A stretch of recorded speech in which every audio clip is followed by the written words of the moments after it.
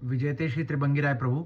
आचार्य वाचः प्रणमामि भाष्य निबंध सुबोधने स्थात्राशयास्ताः मत्स्वान्तागत्य कृपाप्लुपास्तां मदीय वाचां वचयन्तलंकृतिं नमः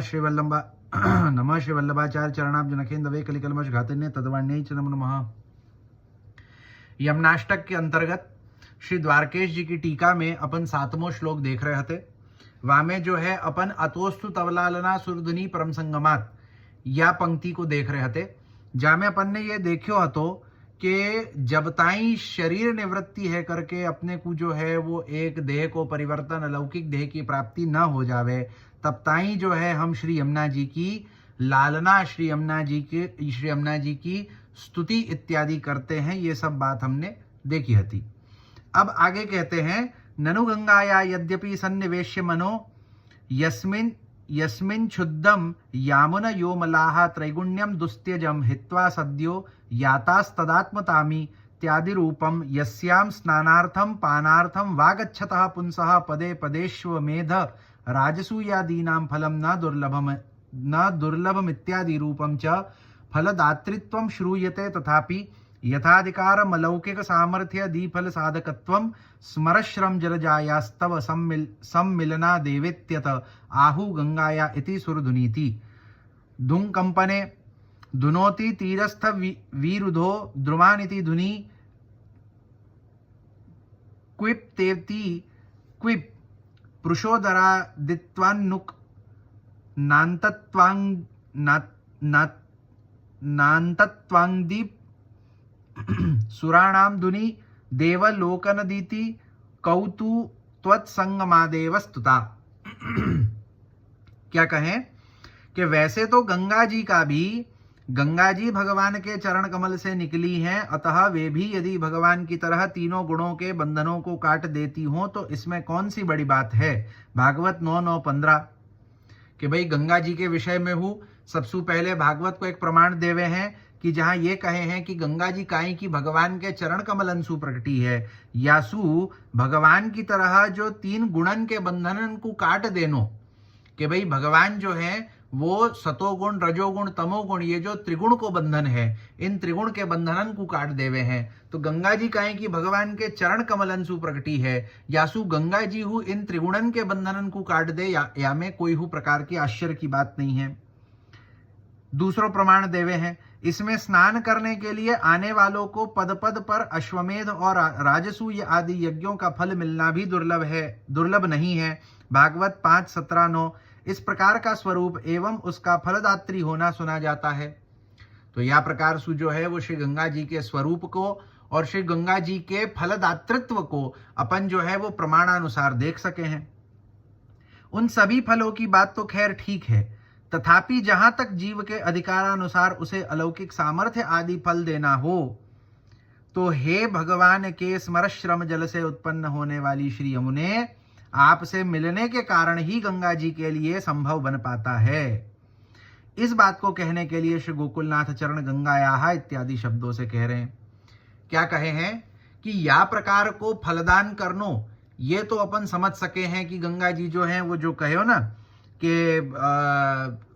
त्रिगुणन के बंधनन को काट देनो, अथवा तो जो है वो कहो कि अश्वमेध राजसूय इत्यादि यज्ञन के फलन को प्राप्त करनो, ये सब फल तो बराबर है। परंतु जब अपन अधिकारानुसार अलौकिक सामर्थ्य की बात करें, कि अलौकिक सामर्थ्य जहां अपन तनुनिवत्व इत्यादि की बात करें, जहां अपन सर्वात्म भाव की बात करें, जहां अपन जो है वो अलौकिक इंद्रियन की बात करें कि जहां भगवान की लीला को अवलोकन करनो, भगवान की लीला को अनुभव करनो इत्यादि, ये सब जो अलौकिक सामर्थ्य है, ये अलौकिक सामर्थ्य देवे की सामर्थ्य गंगा जी में तो है, परंतु वो सामर्थ्य गंगा जी में आई कहां सु। तो श्री आचार्य चरण आप कहे हैं कि जब श्री यमुना जी को मिलन गंगा जी सु भयो, वाके बाद गंगा जी में या प्रकार की सामर्थ्य आई है कि आप या प्रकार सु अलौकिक सामर्थ्य को दान कर सकें। सुरधुनी शब्द में धुंग धातु पाणिनि धातुपाठ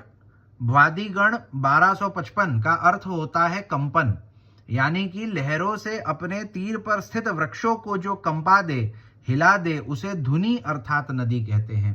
क्या कहे हैं कि सुर धुनि परम संगमात जो कहे हो, तो वहां में सुर धुनि। अब सुर धुनि में धुनि शब्द को अर्थ करें कि धुनि शब्द को अर्थ माने क्या कि जो अपनी लहरन सु अपने तीर पे लगे भय वृक्षन को हु हिला देवे, वाको धुनि कहे, या प्रकार की नदी।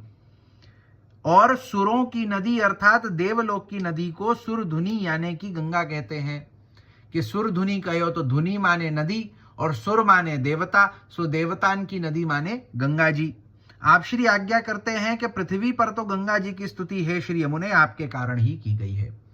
तो श्री महाप्रभु जी को माननो ऐसो है कि श्री गंगा जी को जो महात्म्य या पृथ्वी ऊपर अपन देखे हैं, श्री गंगा जी की जो स्तुति या भूमि ऊपर होवे है, ये जो है श्री यमुना जी के कारण सुई होवे है। कि श्री यमुना जी सु संगम होवे के बाद जब गंगा जी में या प्रकार की अलौकिक सामर्थ्य आई कि आप जो है वो भक्तन को अधिकारानुसार अलौकिक सामर्थ्य को दान कर सकें, तो या प्रकार को जो महात्म्य है वो गंगा जी को यमुना जी के संबंध सुई आयो है। और याही सु श्री गंगा जी को महात्म्य जो है या भूतल ऊपर अपने को देखवे में आवे है।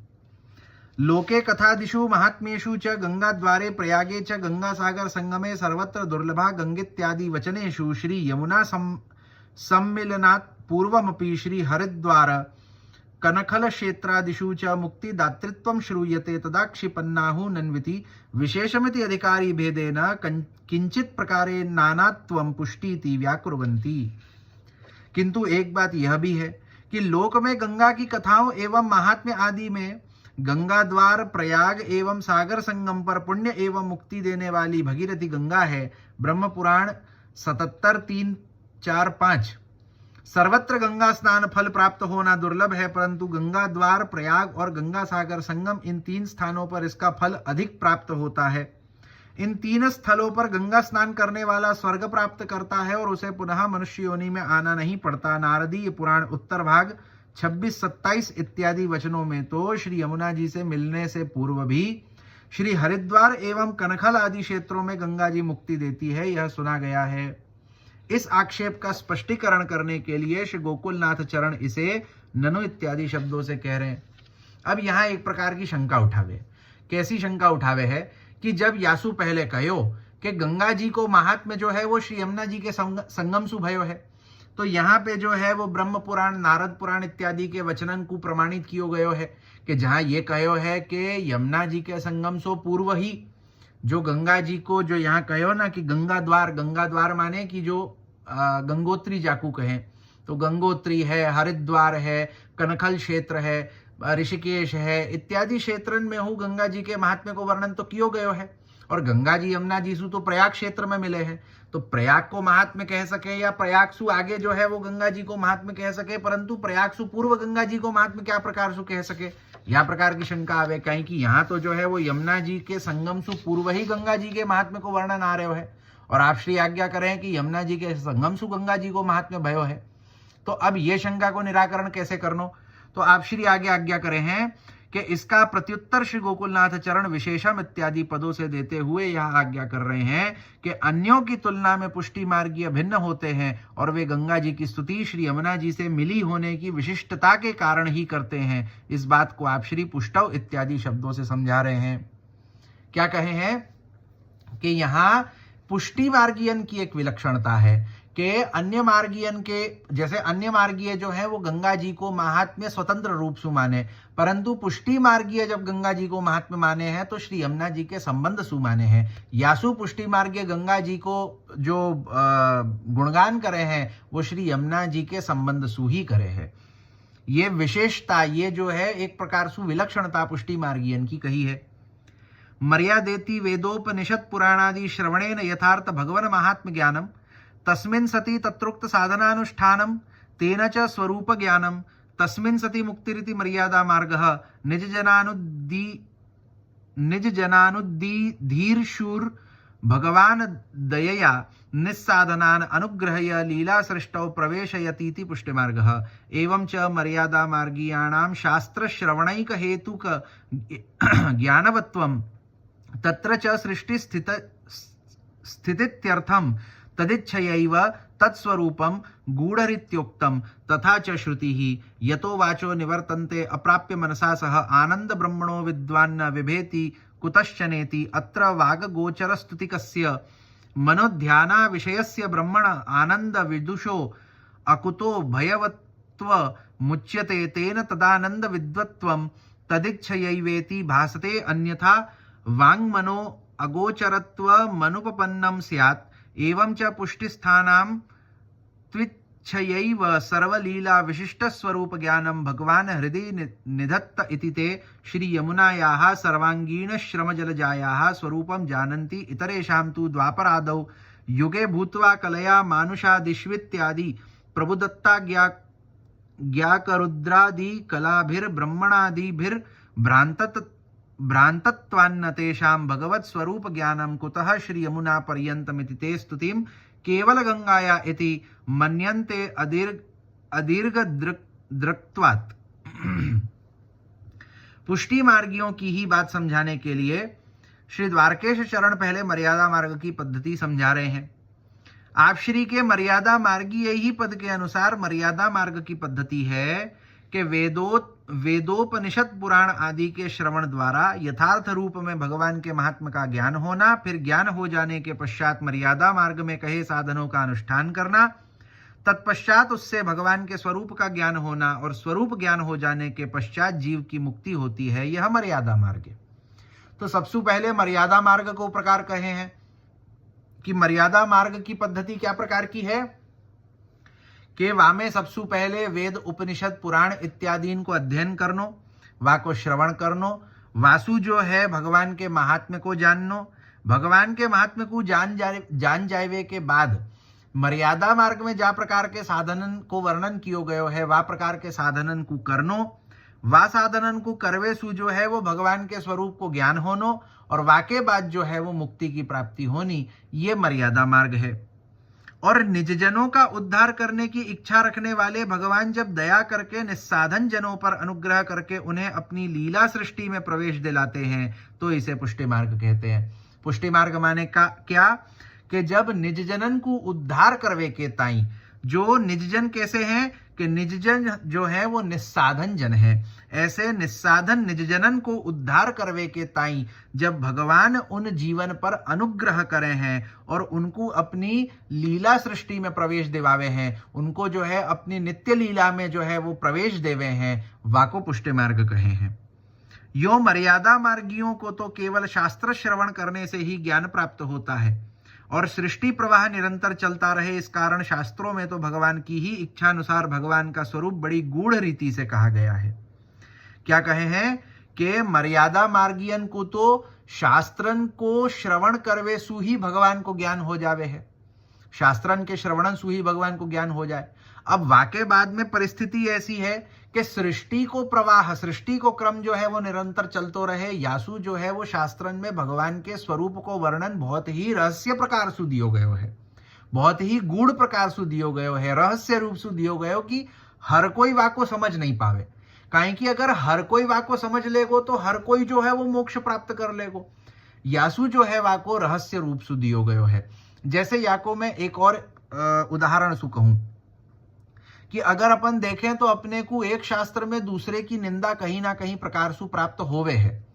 कि जैसे अगर अपन जो है वो वैष्णव आगम के अंतर्गत हूँ वैखानस और पांचरात्र, इन दो को अगर अपन देखें तो वैखानस आगमन के अंतर्गत पांचरात्रीन को जो है वो अवैदिक कहो है और पांचरात्रीन के अंतर्गत वैखानसन को जो है वो अवैदिक कहो गयो है। अब यहाँ में अगर अपन देखें तो रामानुज संप्रदाय के अंतर्गत जो है वो तिरुपति बालाजी को जो सेवा प्रकार है सो वैखानस के पद्धति सु चले है और जो श्री रंगनाथ जी रंग क्षेत्र में जो श्री रंगनाथ जी विराजे उनको सेवा को प्रकार जो है वो पांचरात्र की पद्धति सु चले है। अब अगर वैखानस को देख करके अपन माने कि पांचरात्रि अवैदिक है तो श्री रंगनाथ जी को प्रकार अवैदिक है जाएगो, और अगर पांचरात्रीन के हिसाब से वैखानस अवैदिक है ये देखें तो फिर बालाजी को प्रकार जो है वो अवैदिक है जाएगो। परंतु दोनों ही प्रकार एक ही संप्रदाय के अंतर्गत चले हैं, वहां विरोधाभास होना चाहिए तो होता ना, परंतु विरोधाभास नहीं होवे है। क्यों नहीं होवे है? काहे कि या प्रकार के जो वचन है ना वो जीवन को भटकावे के ताई है। काहे कि पांचरात्र वैखानस इत्यादि जो प्रकार के हु शास्त्र हैं, चाहे आगम ग्रंथ हैं, वेद आदि ग्रंथ हैं, इनमें ऐसे साधन, ऐसे मंत्र, ऐसे रहस्य हैं कि जिनको अगर मतलब कोई अनधिकारी अगर प्राप्त कर ले बहुत आसानी से, तो क्या होएगो कि वो वाको उद्धार हो जाएगो। अब या प्रकार से जो है वो अनधिकारीन को हो उद्धार होए लग्यो,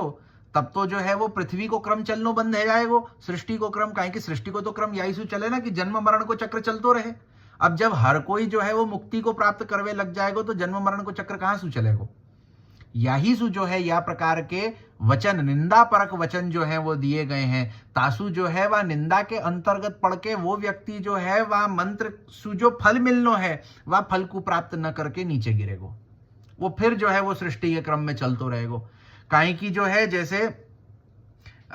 वैष्णव भय तो शैवन की निंदा करे, शैव भय वैष्णवन की निंदा करे, वैष्णव भय शाक्तन की निंदा करे, शाक्त भय वैष्णवन की निंदा करे, शैवन की निंदा करे, शैव भय शाक्तन की निंदा करे। तो या प्रकार सु जब हम भगवान के ही माने कि भगवान को ही प्राप्त करवे के ताई भगवान के ही द्वारा प्रदत्त जो मार्ग हैं उनको अगर अपन या प्रकार सु निंदा करें तो वहां जो है वो अपन वहां सु नीचे गिर जावे हैं कि जो फल प्राप्ति होनी चाहिए थी सो नहीं होवे है। अब यहाँ पे कोई तर्क करे कि भाई ऐसे में जो है मैं ही जब विरोध इत्यादि के ताई जो है वो कछु कहूं तो फिर वो तो निंदा होए, तो वहां पे निंदा नहीं है। काहे कि यहां निंदा को तात्पर्य क्या, कहीं पे अधर्म हो रहे है, अधर्म को विरोध किया जाए तो वो निंदा नहीं है। यहां बात क्या है कि जब धर्म को विरोध करें, धर्म को विरोध करें माने कि जैसे शैव संप्रदाय, अब भगवान स्वयं आज्ञा करे हैं कि पंचदेवन के रूप में भगवान पंच कार्य करे हैं और उन पंच देवतान को पंच संप्रदाय को मार्ग है। अब यहां में जो है अपन अन्य देवतान को, जैसे अन्य देवता जो है वो भगवान के स्वरूप, भगवान के अंश हैं। स्वयं भगवान गीता में कहे हैं कि कोई अन्य देवतान को पूजा करे तो वाकी प्राप्ति मोको ही होवे है, वो जो है मेरे ताई ही पहुंचे हैं क्योंकि ये सब मेरो ही रूप है, भगवान गीता में आज्ञा करें। अब ये या को अपन समझे बिना और वह निंदा परक वचन को देख करके अपन जो है वो उन भगवान के अंशरूप देवतान को अगर जो है अपन अंशरूप भगवान के जो अंशरूप देवतान की अगर अपन निंदा करनी प्रारंभ कर दें, या को अर्थ ये नहीं है कि अपने को जाको उनको पूजनो है, अन्याश्रय नहीं करनो है, परंतु उनकी निंदा हो नहीं करनी है। कहा जो है अपने को ये भाव रखनो है कि वो भगवान के अंश हैं। तत्वतः जब अपन शुद्धाद्वैत को सिद्धांत देखें तो तत्वतः ब्रह्म ही सब कछु है, तो ब्रह्म ही ब्रह्मा रूप में है, ब्रह्म ही शिव रूप में है, ब्रह्म ही विष्णु रूप में है, ब्रह्म ही गणपति रूप में है, ब्रह्म ही देवी रूप में है, ब्रह्म ही राम रूप में है, ब्रह्म ही सर्वत्र सर्व रूप में है। तो जब ब्रह्म ही सर्व रूप में है तो निंदा कैसे है सके, अगर निंदा करेंगे तो निंदा ब्रह्म की ही होगी। यासु जो है अब वहां पे निंदा को तात्पर्य क्या कि वहां निंदा परक वचन जो या प्रकार के शास्त्रन में दियो गयो है, तो वो निंदा परक वचनन में पढ़ करके जो है अपन मूल मार्ग सु भटक जावे और सृष्टि क्रम चलतो रहे। यासु या प्रकार के वचनन को जो है वो निरूपण कियो गयो है। वही प्रकार सु यहाँ कहे हैं कि भगवान के स्वरूप को वर्णन बहुत ही गुप्त रूप सु, बहुत ही रहस्य रूप सु, गुण रूप सु शास्त्रन में कियो गयो है। काहे कि हर कोई अगर वाको जान लेगो तो हर कोई को उद्धार हो जाएगो, तो सृष्टि को क्रम कैसे चलेगो। यासु जो है वो या प्रकार सु बतायो जावे है कि जो अधिकारी जीव होवे केवल वही वाको जान पाएगो, अन्यत्र कोई नहीं जान पाएगो।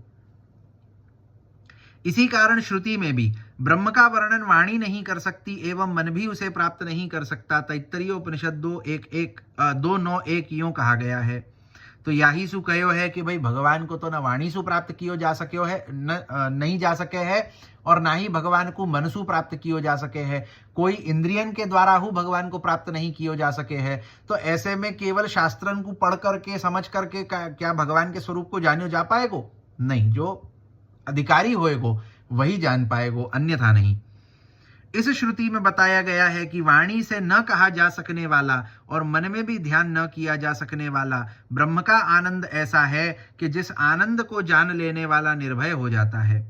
क्या कहे हैं कि श्रुति में बताया गया है कि वाणी से जाको कहो नहीं जा सके है, मनसु जाको ध्यान नहीं कियो जा सके है। ब्रह्म को ऐसो आनंद है कि जो वा आनंद को जान लेवे है वो निर्भय हो जावे है, वाको पाछे कोई को भय नहीं होवे है, न वाको काल को भय होवे है, न वाको कोई और प्रकार को भय होवे है। अन्यथा इससे यह भाषित होता है कि ब्रह्म के आनंद को ब्रह्म की ही इच्छा से जाना जा सकता है। तो यासु अपन समझ सके हैं कि ब्रह्म के स्वरूप को, ब्रह्म के आनंद को केवल ब्रह्म की इच्छा से ही जानियो जा सके है। अगर ब्रह्म चाहेगो, जैसे अब भागवत है या कोई हु पुराण अपन ले लेवे, भागवत तो फेरी हूं मैं कहूं कि बहुत थोड़ो एक कठिन पक्ष है, वाको समझनो थोड़ो आसान विषय नहीं होवे, परंतु अपन अन्य कोई पुराणन को क्या, मैं तो कहूं कि सीधो सीधो अपन रामायण को लेवे कि रामचरित्र जो है, अब रामचरित्र को पढ़े तो हर कोई, परंतु स्थिति क्या होवे, वाको जान पाएगो, वाको समझ पाएगो वही जापे भगवान की कृपा होए, कि भगवान की अगर इच्छा होए कि याको मोको जो है वो अपनो चरित्र समझानो है, जनानो है, तभी वो जान पाएगो। जैसे कई ऐसे रामचरित्र के अंतर्गत के विषय हैं जाको लोग समझे नहीं है और वहां पे टेढ़े मेढ़े प्रश्न उठावे हैं। जैसे रामचरितमानस की एक पंक्ति आवे है कि ढोल गवार शूद्र पशु नारी सकल ताड़ना के अधिकारी। अब ये अवधि के अंतर्गत लिखी गई बात को तत्वतः समझे बिना या प्रकार को लोग अर्थ करे हैं कि भाई देखो, या में तो गोस्वामी श्री तुलसीदास जी ने ऐसी आज्ञा करी है कि भाई जो शूद्र है, जो स्त्री है, उनको मारना चाहिए। तो वहां वाको रहस्य समझना पड़ेगा कि वहां ताड़वे को का अर्थ में लियो गयो है। काहे कि अगर या प्रकार सु इतनो रैंडम रूप सु अगर अपन ताड़ना को अर्थ करेंगे तो ताड़ना को एक अर्थ तो ये हुआ कि घूरनो, कि भाई लड़की को ताड़ रहे हो है, लड़की को घूर रहे हो है। अब अगर वो ताड़नो घूरनो वालो अर्थ यहां लगा दें तो ढोल गवार शूद्र पशु नारी सकल ताड़ना के अधिकारी में तो आ जाएगा कि ढोल को घूरनो।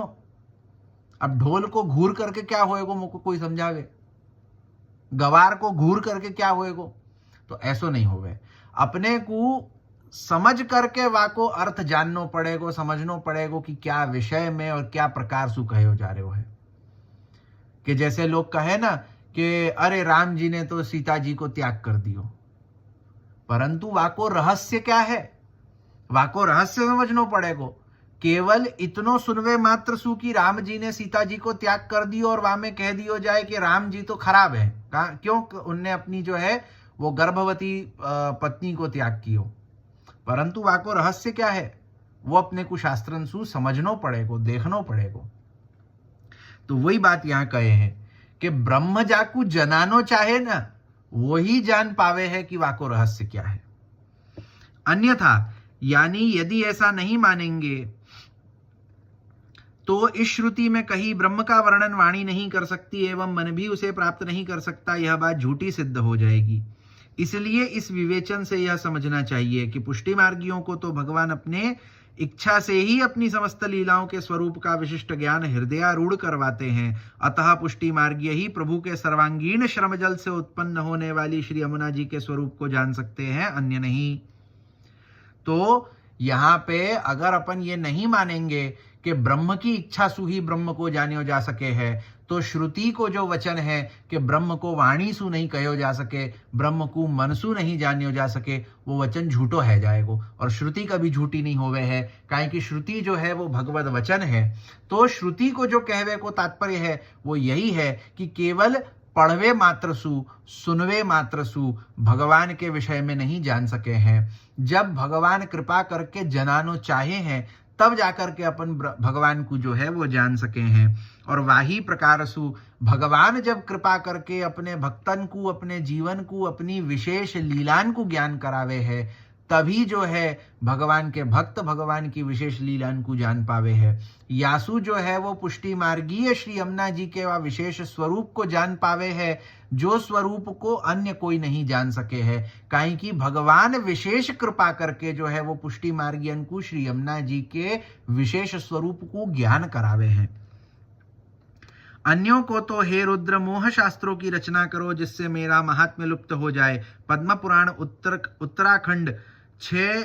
71, 106 से लेके 109 इत्यादि श्लोकानुसार प्रभु द्वारा आज्ञा प्राप्त रुद्र के अंश रूपी ब्राह्मणों आदि द्वारा भ्रांत कर दिए जाने के कारण उन्हें जब भगवान के ही वास्तविक स्वरूप का ज्ञान नहीं होता, फिर श्री यमुना जी के स्वरूप तक तो वे कहां से पहुंच पाएंगे। तो कि जैसे भगवान ने ही स्वयं ने पद्म पुराण के अंतर्गत या प्रकार की आज्ञा करी है शिव जी को कि आप या प्रकार के मोहक शास्त्रन की रचना करो, जासु जो है वो जीव मेरे स्वरूप को, मेरे महात्म्य को जो मूल रूप सु नहीं जान पावे, वो भटक जावे। तो जब भगवान के ही स्वरूप को, भगवान के ही महात्म्य को अगर तरीके से जो है वो समझ नहीं पावेंगे, तो ऐसे में श्री यमुना जी के स्वरूप को समझना तो बहुत कठिन है। जब भगवान को ही स्वरूप नहीं जान पावे हैं कि जिनको वर्णन इतने शास्त्रन में कियो गयो है तो वो नहीं जान पावे हैं, तो यमुना जी को स्वरूप को जाननो, जो गूढ़ रहस्याति रहस्य है वाको जाननो, वाको समझनो तो केवल भगवत कृपा सु ही हो पाएगो। अतः वे ऐसा मानते हैं कि पुराण में जो स्तुति है वह केवल गंगा जी की ही स्तुति है, और ऐसा उन्हें इसलिए लगता है क्योंकि उनके पास श्री यमुना जी के स्वरूप को जानने की दीर्घ दृष्टि नहीं होती।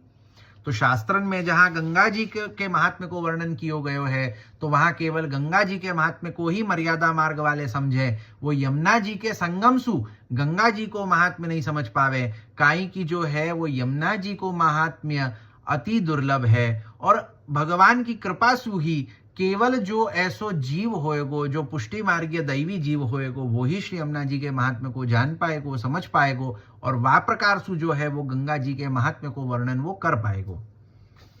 पुष्टि स्थातु पुराणादौ या स्तुति ही केवला या दृश्यते सापि त्वत्संबंधा देवेति यथा यथम त्वत्स्वरूप ज्ञानात् स्तुवन्ति एतेषा मेतन माहात्म्या वगतेरित्येत तदभिप्रेत्य मर्यादित्यारभ्य पुष्टि स्थितैरित्यंत मुक्तमिति। किंतु पुष्टि मार्गीय तो यदि गंगा की स्तुति करते भी हैं तो वो इसलिए क्योंकि वे जानते हैं कि पुराणों में जो गंगा जी की स्तुति की गई है वह श्री यमुना जी के संग उनका संबंध होने के कारण ही की गई है। क्या कहे हैं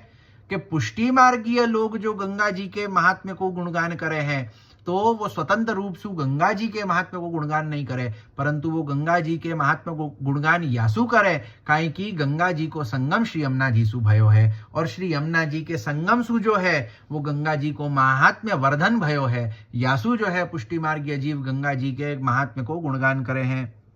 अतः हे श्री यमुने, वे आपके यथावत स्वरूप का ज्ञान रखते होने के कारण ही आपकी स्तुति करते हैं।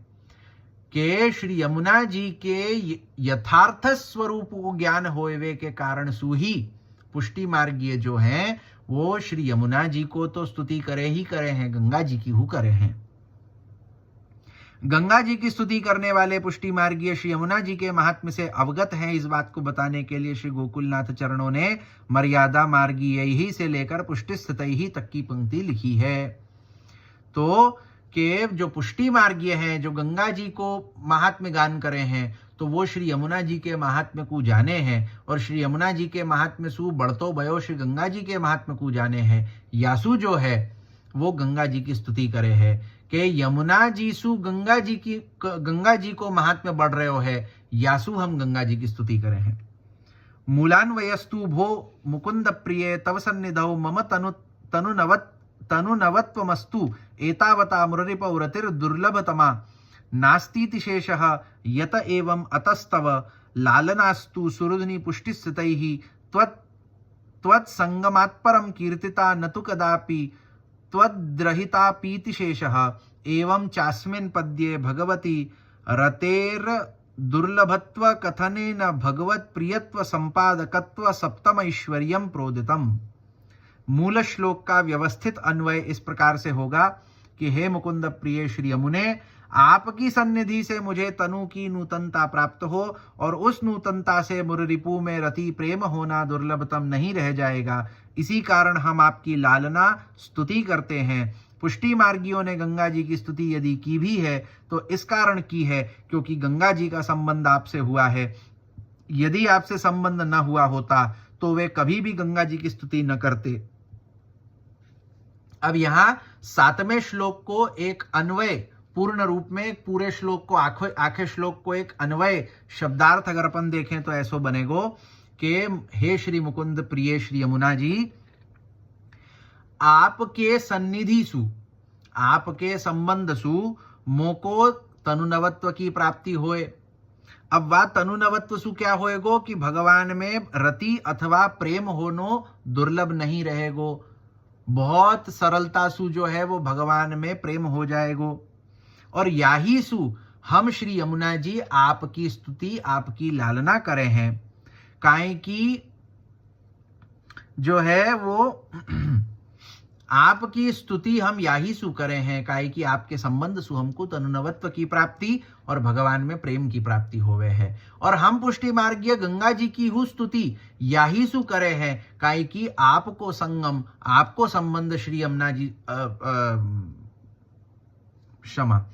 के हम पुष्टि मार्गीय श्री गंगा जी की स्तुति हु याही सु करे हैं, काहे कि गंगा जी को संबंध गंगा जी को संगम श्री यमुना जी सु भयो है, आप सु भयो है। तो आपको महात्म्य अगर नहीं हो तो, आपको संबंध अगर गंगा जी सु नहीं हो तो हम गंगा जी की हु स्तुति नहीं करते होते। तो हम गंगा जी की स्तुति केवल आपके संबंध सु करे हैं, काहे कि आप ऐसी हैं जो अपने संबंध सु हमको तनुनवत्व प्रदान करके हमको भगवान सु प्रेम करा देवे हैं। इस प्रकार से आचार्य चरणों ने इस पद्य में श्री यमुना जी की कृपा से भगवान में रति अथवा प्रेम होना दुर्लभतम नहीं रहेगा, इस कथन द्वारा श्री यमुना जी में भगवान का प्रिय बना देने वाला 7वां ऐश्वर्य विशेष रूप से कहा। अब यहाँ 7वें श्लोक में 7वां ऐश्वर्य कहो कि श्री यमुना जी के संबंध सु भगवान में प्रेम होनो दुर्लभ नहीं होवे है। ऐसो यहाँ 7वां ऐश्वर्य को निरूपण 7वें श्लोक में कियो गयो। यहाँ अपनो 7वां श्लोक पूरो होवे है, या के बाद 8वां श्लोक अपन आगे देखेंगे। शिवल्लभाधीश की जय।